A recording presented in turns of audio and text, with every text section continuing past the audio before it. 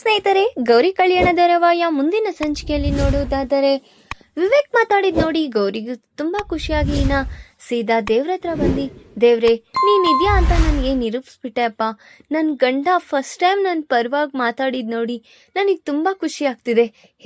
ಅವ್ರು ಹೇಗೋ ನನ್ನ ಅರ್ಥ ಮಾಡ್ಕೊಂಡಿರೋ ಥರನೇ ಇನ್ನು ನಮ್ಮ ಜೀವನ ಚೆನ್ನಾಗಿದ್ರೆ ಅಷ್ಟೇ ಸಾಕು ಅಂತ ಬೇಡ್ಕೋತಾ ಇರ್ತಾಳೆ ದೇವ್ರ ಹತ್ರ. ಇನ್ನು ಈ ಕಡೆ ನೋಡಿದ್ರೆ ಅಶೋಕ್ಗೆ ಸರಿತಾ ಅವರು ಮತ್ತೆ ವಿವೇಕ್ ಇಬ್ರು ಒಂದು ರೂಮಲ್ಲಿ ಮಾತಾಡ್ತಾ ಇರ್ತಾರೆ. ಸರಿತಾ ಅವರು ಮತ್ತೆ ವಿವೇಕ್ ಮಾತಾಡ್ತಾ ಇರ್ತಾರೆ.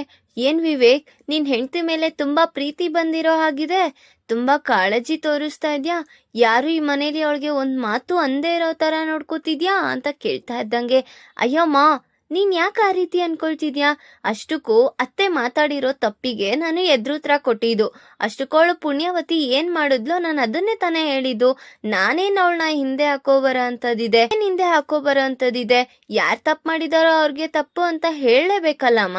ಈಗ ಅವಳು ನನಗೆ ಹೆಲ್ಪ್ ಮಾಡಿದಾಳೆ ಅಂದ್ಮೇಲೆ ನಾನು ಅವಳಿಗೆ ಹೆಲ್ಪ್ ಮಾಡ್ಬೇಕಲ್ವಾ, ಅದಕ್ಕೆ ನಾನು ಹೆಲ್ಪ್ ಮಾಡ್ತಾ ಇದ್ದೀನಿ, ಅಷ್ಟ್ ಬಿಟ್ರೆ ಬೇರೆ ಏನು ಇಲ್ಲಮ್ಮ ಅಂತ ಹೇಳ್ತಾ ಇರ್ತಾನೆ ವಿವೇಕ್.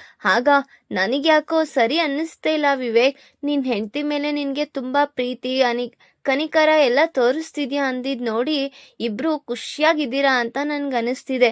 ಅಯ್ಯೋ ಅಮ್ಮ, ನೀನ್ ಯಾಕೆ ಆ ರೀತಿ ಅನ್ಕೊಳ್ತಿದ್ಯಾ, ನಾನು ಇಡೀ ಜೀವಮಾನದಲ್ಲೇ ಅವಳನ್ನ ನನ್ನ ಹೆಂಡತಿ ಅಂತ ಒಪ್ಕೊಳ್ಳಲ್ಲ ಅಂತ ಗೊತ್ತು ತಾನೆ, ಮತ್ಯಾಕ್ ನೀನ್ ಈ ರೀತಿ ಕೇಳ್ತಾ ಇದ್ಯಾ ಅಮ್ಮ ಅಂತ ವಿವೇಕ್ ಹೇಳ್ತಾ ಇದ್ದಿದ್ ನೋಡಿ ಈ ಕಡೆ ಗೌರಿ ಆ ವಿಚಾರನ ಕೇಳಿಸ್ಕೊಂಡು ತುಂಬಾ ಬೇಜಾರಾಗಿ ಅಲ್ಲೇ ನಿಂತ್ಕೊಂಡು ಕಣ್ಣೀರ್ ಹಾಕ್ತಾ ಇರ್ತಾಳೆ. ಸೀದಾ ಏನು ನನ್ನ ಜೀವನದಲ್ಲಿ ಏನ್ ನಡೀತಿದೆ, ಏನ್ ಆಗ್ತಿದೆ ಅಪ್ಪ ಅಂತ ಸೀದಾ ಮತ್ತೆ ದೇವ್ರ ಹತ್ರ ಬಂದು, ಏನಪ್ಪ ಪುಣ್ಯಾತ್ಮ, ಈಗ 1 ನಿಮಿಷದಿಂದೆ ನನ್ನ ಗಂಡ ನನ್ನ ಅರ್ಥ ಮಾಡ್ಕೊಂಡಿದ್ದಾನೆ, ಖುಷಿಯಾಗಿರ್ಬೋದು, ನನ್ನ ಜೀವನ ಚೆನ್ನಾಗಿರುತ್ತೆ ಅಂತ ಅನ್ಕೊಂಡ್ರೆ ಒಂದ್ ಕ್ಷಣನೂ ಆಗ್ದಿರಾ ಇಷ್ಟು ಬೇಗ ನನ್ನ ಕಣ್ಣಲ್ಲಿ ನೀರ್ ಹಾಕಿಸ್ತಿದ್ಯಲ್ಲ ತಂದೆ, ಏನಪ್ಪ ನಿನ್ ಲೀಲೆ, ಏನಂತ ಅರ್ಥ ಮಾಡ್ಕೊಳ್ಳಪ್ಪ, ಏನು ಅಂತಾನೂ ಗೊತ್ತಾಗ್ತಾ ಇಲ್ಲ, ನೀನೇ ಎಲ್ಲ ನಂಬಿದೀನಿ ಅಂತ ಕೈ ಮುಗಿತಾ ಇರ್ತಾಳೆ. ಅಷ್ಟೊತ್ತಿಗೆ ಆಶಾ ಅವ್ರು ಬಂದು, ಯಾಕಮ್ಮ ಗೌರಿ ಏಂತಕ್ಕೆ ಈ ರೀತಿ ದೇವ್ರ ಹತ್ರ ಬೇಡ್ಕೋತಾ ಇದ್ಯಾ, ಓ ನಿನ್ ಗಂಡ ನಿನ್ ಪರವಾಗಿ ಮಾತಾಡಿದ್ ನೋಡಿ ನಿನಗ್ ತುಂಬಾ ಖುಷಿ ಆಯ್ತು ಅನಿಸ್ತಿದೆ ಅಲ್ಲ, ನನಗಂತೂ ತುಂಬಾ ಖುಷಿ ಆಯ್ತು ಅಂತ ಆಶಾ ಅವ್ರು ಹೇಳ್ತಾ ಇರ್ತಾರೆ.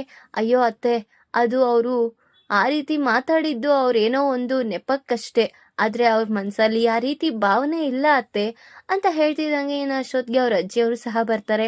ಅಮ್ಮ ಗೌರಿ, ನಾನು ಯಾವತ್ತೂ ವಿವೇಕ್ನ ಈ ರೀತಿ ನೋಡಿದಿಲ್ಲ, ಅವ್ನ್ ಏನಿದ್ರು ನೇರವಾಗೇ ಹೇಳ್ಬಿಡ್ತಾನೆ, ಅಂತದ್ದು ನಿನ್ ಪರವಾಗಿ ಮಾತಾಡಿದಾನೆ ಅಂದ್ರೆ ಅವನಿಗೆ ನಿನ್ ಮೇಲೆ ಪ್ರೀತಿ ಇದೆ ಅಂತ, ಆದ್ರೆ ಅವನು ನಿನ್ನ ನೋಡಿ ವ್ಯಕ್ತಪಡಿಸ್ತಾ ಇಲ್ಲ ಅಷ್ಟೇ ಬಿಟ್ರೆ ಬೇರೆ ಇನ್ಯಾವುದೇ ರೀತಿ ನಿನ್ ಮೇಲೆ ಅವನ್ಗೆ ದ್ವೇಷನೂ ಇಲ್ಲ, ತುಂಬಾನೇ ಪ್ರೀತಿ ಇದೆ ಅಂತ ನನ್ಗೆ ಇವತ್ ಗೊತ್ತಾಯ್ತು ಅಂತ ಅವ್ರ ಅಜ್ಜಿಯವರು ಹೇಳ್ತಾ ಇರ್ತಾರೆ.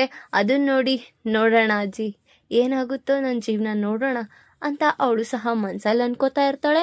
ಧಾರಾವಾಹಿಯ ಪ್ರತಿಯೊಂದು ಸಂಚಿಕೆ ಬಗ್ಗೆ ನೋಡಬೇಕಾದರೆ ನಮ್ಮ ಜ್ಯೋತಿರ್ಭವ ಚಾನಲ್ನ ಈಗಲೇ ಸಬ್ಸ್ಕ್ರೈಬ್ ಮಾಡ್ಕೊಳ್ಳಿ, ಹಾಗೆ ಪಕ್ಕದಲ್ಲಿರುವ ಬೆಲ್ ಬಟನ್ ಅನ್ನು ಪ್ರೆಸ್ ಮಾಡಿ ಅದರಲ್ಲಿ ಆಲ್ ಆಪ್ಷನ್ ಸೆಲೆಕ್ಟ್ ಮಾಡ್ಕೊಳ್ಳಿ, ಇದರಿಂದ ನಾವು ರಿಲೀಸ್ ಮಾಡುವಂತಹ ಸಂಚಿಕೆ ಅಪ್ಡೇಟ್ ನೋಟಿಫಿಕೇಶನ್ ಸಿಗುತ್ತೆ. ಇನ್ ಈ ಕಡೆ ನೋಡಿದ್ರೆ ಮೋನಿಕಾ ಪರ್ಫ್ಯೂಮ್ ಆಡ್ ಶೂಟ್ ನ ಮುಗಿಸ್ಕೊ ಬರ್ತಾ ಇರ್ತಾಳೆ. ಬಂದಿದ್ ನೋಡಿ ಈ ಕಡೆ ಅನಿಕೇತ್ ಸಹ, wow Monica, wow handsome, wow Monica ನಿನ್ ಆಡ್ ಶೂಟ್ ಪರ್ಫೆಕ್ಟ್ ಆಗಿ ಮ್ಯಾಚ್ ಆಗ್ಬಿಟ್ಟಿದೆ, ತುಂಬಾನೇ ಸಖತ್ತಾಗಿ ಮಾಡಿದ್ಯಾ ಅಂತ ಹೊಗಳ್ತಾ ಇರ್ತಾನೆ. ಹೌದಾ ಬೇಬಿ, ನಿಜವಾಗ್ಲೂ ಅಷ್ಟೊಂದು ಚೆನ್ನಾಗಿದ್ಯಾ, ಹಾಗಾದ್ರೆ ನೀನೇ ಇಷ್ಟೊಂದು ಮೆಚ್ಚುಗೆ ಕೊಟ್ಟಿದ್ಯಾ ಅಂದ್ರೆ ಇನ್ನ ಮನೆಯವರೆಲ್ಲ ನನ್ನ ಎಷ್ಟು ಮೆಚ್ಚುಗೆ ಮಾಡ್ತಾರಲ್ವಾ, ಆಗ ಈ ಮನೆಗೆ ನಾನೇ ರಾಣಿ ಆಗ್ಬೋದು ಅಂತ ಹೇಳ್ತಿದ್ದಂಗೆ, ಹೌದು ಬಿಡು ಮೋನಿಕಾ, ತುಂಬಾನೇ ಖುಷಿ ಪಡ್ತಾರೆ ಅಂತ ಹೇಳ್ತಾ ಇರ್ತಾನೆ. ಸರಿ ನಡಿ, ಹೇಗೋ ಈಗ ಇದೆಲ್ಲ ವೈರಲ್ ಆಗಿದೆಯಲ್ಲ, ಸೀದಾ ಈಗ ಮನೆಯವ್ರಿಗೆಲ್ಲ ತೋರ್ಸೋಣ, ಆಗ ಅವರು ಸಹ ತುಂಬಾ ಖುಷಿ ಪಡ್ತಾ ಇರ್ತಾರೆ ಅಂತ ಹೇಳ್ತಾ ಇರ್ತಾಳೆ. ಹೇ ಇವಾಗ್ಲೇ ಬೇಡ, ನಾನು ಆಮೇಲೆ ಹೇಳ್ತೀನಿ, ಈಗ ಸದ್ಯಕ್ಕೆ ಏನ್ ಮಾಡ್ಬೇಕೋ ಆ ಕೆಲ್ಸನ ಮಾಡ್ಕೊಳ್ಳೋಣ ಅಂತ ಹೇಳಿನ ಅವ್ರವ್ರ ದಿನಸರಿ ಕೆಲ್ಸನ ಮಾಡ್ಕೊಳ್ತಾ ಇರ್ತಾರೆ. ಯಾಕೆ ಬೇಬಿ ನೀನ್ ಈ ರೀತಿ ಏನಾದ್ರೂ ಹೇಳೋಣ ಮಾಡೋಣ ಅಂದ್ರೆ ತಡಿತಾನೆ ಇರ್ತೀಯಾ ಅಂತ ಕೇಳ್ತಾ ಇರ್ತಾಳೆ. ಅಯ್ಯೋ ಆ ರೀತಿ ಈ ಕಡೆ ನೋಡಿದ್ರೆ ನೈಟ್ ವಿವೇಕ್ ಮತ್ತೆ ಶ್ಯಾಮ್ ಅವ್ರಪ್ಪ 3 ಜನನು ಊಟ ಕೂತಿರ್ತಾರೆ. ಇನ್ನ ಗೌರಿ ಊಟ ಬಡಿಸ್ತಾ ಇದ್ದಂಗೆ, ಶ್ಯಾಮ್ ಅವ್ರೆ, ನಾನು ಈ ಮನೆ ಒಬ್ಳು ಸದಸ್ಯಳು ಅಷ್ಟೇ, ನನಗೆ ಯಾವ ಅಧಿಕಾರ ಇದೆ ಅಂತ ಹೇಳಿ ಅಂತ ಹೇಳ್ತಾ ಇದೀನಿ ನೋಡಿ, ಇದೇನು ನಾನ್ ಮಾತಾಡಿರೋ ಟೋನ್ ತರನೇ ಇದೆಯಲ್ಲ, ನಾನು ಅಮ್ಮನ ಹತ್ರ ಮಾತಾಡ್ತಿದ್ದು ಈ ಪುಣ್ಯವತಿ ಏನಾದ್ರು ಕೇಳಿಸ್ಕೊಂಡ್ಬಿಟ್ಲಾ, ಏನಕ್ಕೆ ಇವಳು ಎಲ್ಲದಕ್ಕೂ ಇದನ್ನ ಇನ್ಕ್ಲೂಡ್ ಮಾಡ್ತಾ ಇದ್ದಾಳೆ ಅಂತ ಯೋಚನೆ ಮಾಡ್ತಾ ಇರ್ತಾನೆ ವಿವೇಕ್.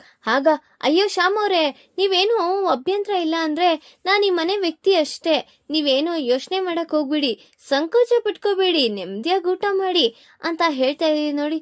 ಮತ್ತೆ ಯಾಕೆ ಇವಳು ಹಿಂಗೆ ಹೇಳ್ತಿದ್ದಾಳೆ, ಏನೋ ಆಗಿದೆ ಅಂತ ಯೋಚನೆ ಮಾಡ್ತಾ ಇನ್ನ ಸರಿ ಅಂತ ಎಲ್ಲ ಊಟ ಎಲ್ಲ ಮುಗಿಸಿ ಇನ್ನ ಅವ್ರವ್ರು ಮಲ್ಕೊಳ್ಳೋದಿಕ್ ಹೋಗಿರ್ತಾರೆ.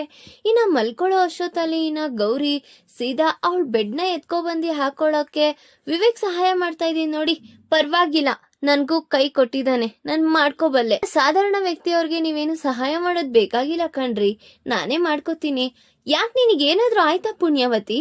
ಅವಾಗಿಂದ ನೋಡ್ತಾ ಇದ್ದೀನಿ ನೀನ್ ಏನೋ ಒಂಥರ ಮಾತಾಡ್ತಾ ಇದ್ಯಾ. ಹಾ, ನಾನೇನ್ ಮಾತಾಡ್ಲಿರಿ, ನೀವ್ ಹೇಗ್ ನಡ್ಕೋತಿರೋ ನಾನು ಹಾಗೆ ಮಾತಾಡ್ಬೇಕಾಗುತ್ತೆ ಅಂತ ಅವರಿಬ್ರು ಸಹ ಮತ್ತೆ ಹಾವು ಮುಂಗುಸಿ ಜಗಳಗಳನ್ನ ಮತ್ತೆ ಪ್ರಾರಂಭ ಮಾಡಿರ್ತಾರೆ. ಈಗ ಗೌರಿ ಅವ್ರ ಗಂಡ ನಿಜವಾಗ್ಲೂ ನನ್ನ ಪ್ರೀತಿ ಮಾಡ್ತಿದ್ದಾರೆ ಅಂತ ಅನ್ಕೊಂಡ್ರೆ ಆ ಕಡೆಯಿಂದ ಸರಿತಾ ಅವರು ಕೇಳ್ಸಿರೋ ಮಾತಿಂದ ಗೌರಿಗೆ ತುಂಬಾ ಮನ್ಸಿಗೆ ಬೇಜಾರಾಗಿದೆ. ಈಗ ಹೇಗಾದ್ರೂ ಮಾಡಿ ಅವಳ ಸಂಸಾರನ ಸರಿ ಮಾಡ್ಕೋತಾಳ ಅಥವಾ ವಿವೇಕ್ ಅನ್ಕೊಂಡಂಗೆ ಗೌರಿ ಈ ಮನೆಗೆ ಸೊಸೆ ಅಲ್ಲ ಅನ್ನೋ ವಿಚಾರ ವ್ಯಕ್ತಪಡಿಸ್ತಾನ ನಾನು ಮುಂದಿನ ಭಾಗದಲ್ಲಿ ತಿಳಿಸ್ಕೊಡ್ತೀನಿ. ಈ ವಿಡಿಯೋ ಇಷ್ಟ ಲೈಕ್ ಮಾಡಿ, ನಿಮ್ಮ ಫ್ರೆಂಡ್ಸ್ ಆಗಿ ನಿಮ್ಮ ಟಿಪ್ಸ್ಗೂ ಶೇರ್ ಮಾಡಿ ಅಂಡ್ ಕಮೆಂಟ್ ಮಾಡಿ. Thanks for watching.